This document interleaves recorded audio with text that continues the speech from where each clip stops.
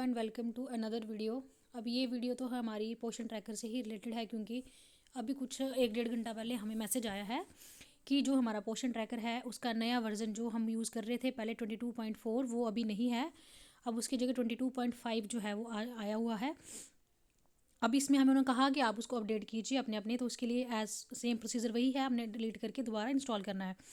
अब इसमें जो नई इन्फॉर्मेशन आई हैं, क्या आया है, introduce geo fencing for anganwadi centres to enable location based. अब जियो फेंसिंग मतलब कि जो लोकेशन है हमारी एज़ यूजुअल जैसे हम पहले कर रहे थे वैसे तो थी, बट अब क्या है कि जब हम अपनी लोकेशन अपडेट करेंगे अपने आंगनवाड़ी सेंटर्स में, वो एग्जैक्ट लोकेशन जो है वो वहाँ से जाएगी, ताकि जो हमारी एक्यूरेट लोकेशन है सेंटर की वही जाए। Second, head count functionality for daily monitoring photo capture, यानी कि अब जब हम डेली मॉनिटरिंग करते थे उसमें जब हम मॉर्निंग अटेंडेंस वगैरह लगाते हैं उसमें हेड काउंट्स इमेज आएंगी, मतलब कि बच्चों की हमने हेड काउंट ग्रुप फ़ोटो जो है उसमें खरीद लेनी है। देन इंक्लूडेड UDID नंबर, ये है दिव्यांग बेनिफिशरी, अगर किसी के पास दिव्यांग यानी कि जो स्पेशल चाइल्ड है उनकी जो बेनिफिशरी है अगर किसी के लिए, तो उसके पास उनके लिए भी यहाँ पे फैसिलिटीज़ में आई है पोषण ट्रैकर में। इसके बाद VHND मॉड्यूल को उन्होंने दोबारा री डिज़ाइन किया है, जिसमें नए कुछ उन्होंने जो है वो चीज़ें इंप्लीमेंट की हैं।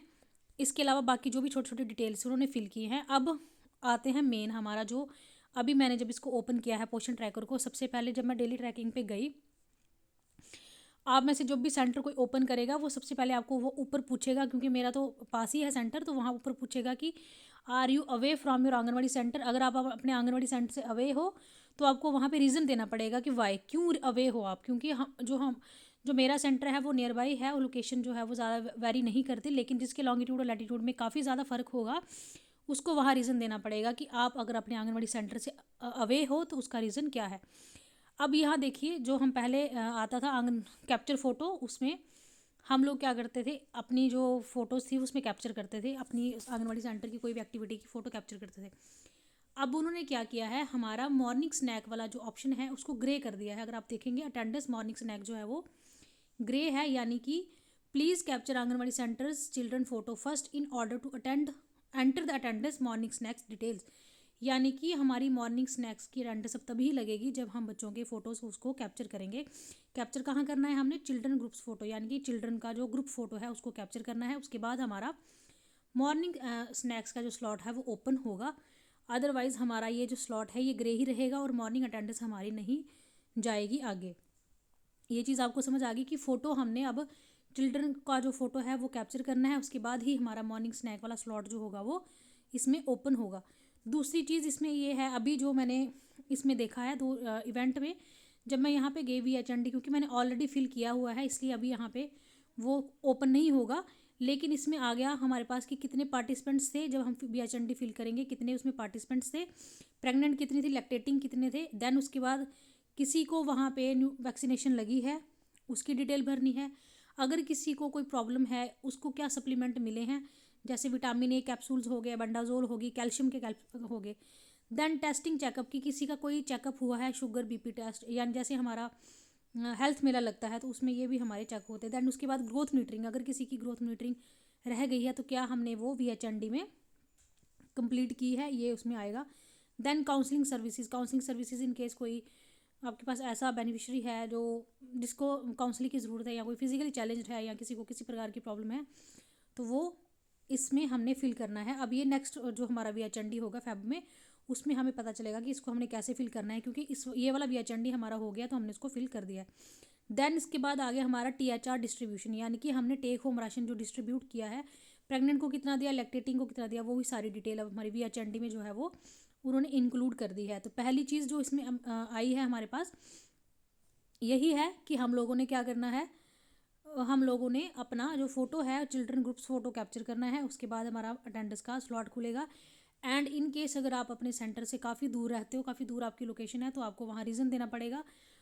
उसके बाद ही आपका जो है वो ओपन होगा, क्योंकि जैसे ही हम ओपन करेंगे तो वो हमारी वही लोकेशन उठाएगा जिस लोकेशन पे हम बैठे हैं। इसलिए उन्होंने जहाँ लिखा है जियो फेंसिंग, मैंने अभी आपको बताया, इट मीन्स वही है हमारी एग्जैक्ट लोकेशन जो हमारी सेंटर की होगी।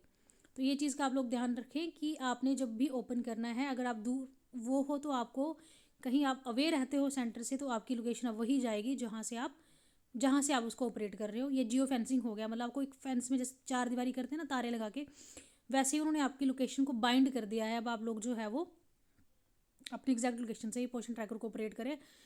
इससे हमें आगे जो है कोई प्रॉब्लम नहीं होगी, अदरवाइज में भी हमें किसी ना किसी प्रॉब्लम का जो है वो सामना करना पड़ सकता है। इसके अलावा उसमें हमें बताया है कि अगर हमने जब बच्चों की फ़ोटो लेनी है तो उसमें हमारे पास क्या क्या चीज़ें हमारे पास होनी चाहिए जब बच्चों की हम फ़ोटो लेंगे। तो यहाँ पे उन्होंने बताया है सबसे पहले ensure the image is focused. पहली चीज़ है उसका पहला क्वालिटी है क्लैरिटी, यानी कि उसमें क्लैरिटी होनी चाहिए और इमेज जो है बिल्कुल फोकस्ड होनी चाहिए।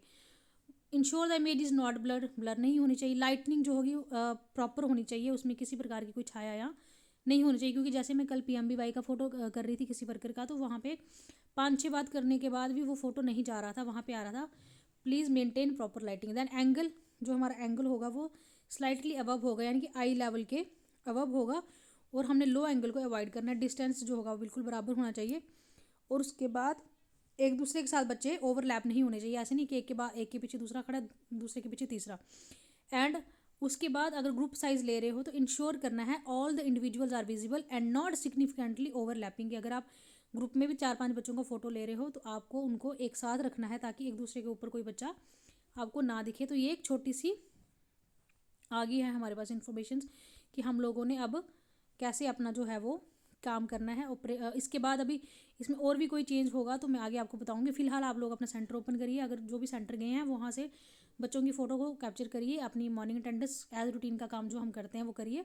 उसके बाद अगर कोई और मेरे को इसमें दिखता है कि कोई नई चीज़ है इसमें तो मैं ज़रूर आप लोगों से शेयर करूँगी। तब तक आप लोग अपना काम करिए और मिलते हैं फिर नेक्स्ट वीडियो में। बाय।